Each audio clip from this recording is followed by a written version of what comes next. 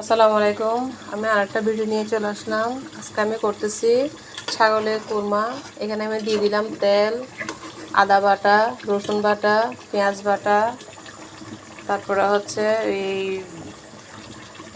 মরিচের গুঁড়া দিই নাই, সামান্য হলুদের গুঁড়া, তারপরে হচ্ছে দুধ, তারপর দিয়ে দিলাম পোস্তদানা। সবগুলো উপকরণ আমি দিয়ে দিচ্ছি, দিয়ে ভালো করে কষাবো, তারপর এটা রান্না করবো। বন্ধুরা আপনারা দেখতে থাকেন।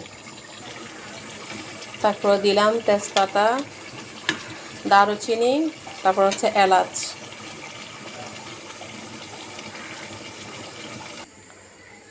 কুরমাটা আমার কষানো শেষ, আমি দিয়ে দিলাম পানি।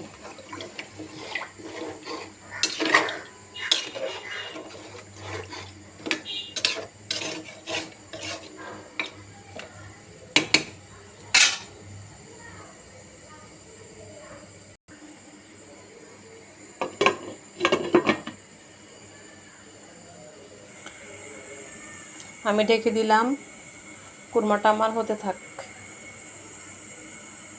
কুরমাটা আমার প্রায় হয়ে আসছে। এখন আমি দিয়ে দিব এখানে আলু।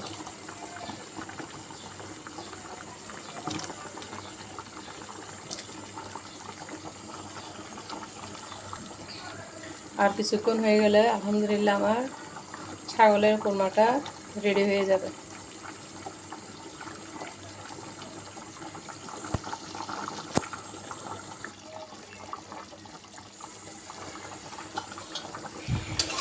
আমার খাসির রোস্টটা আলহামদুলিল্লাহ হয়ে গেছে। আমি চুলাটা একটু বড় করে দিচ্ছি। এখন এটা আমি একটু শুকালে হয়ে যাবে।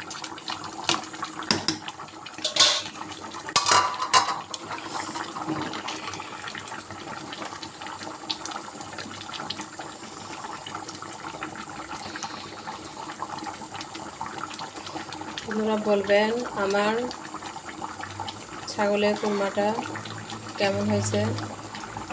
সবাই ভালো থাকবেন, সুস্থ থাকবেন, সবাই সবার জন্য দোয়া করবেন। ভিডিওটা আমি এখানে শেষ করছি। আল্লাহ হাফেজ। আসসালামু আলাইকুম।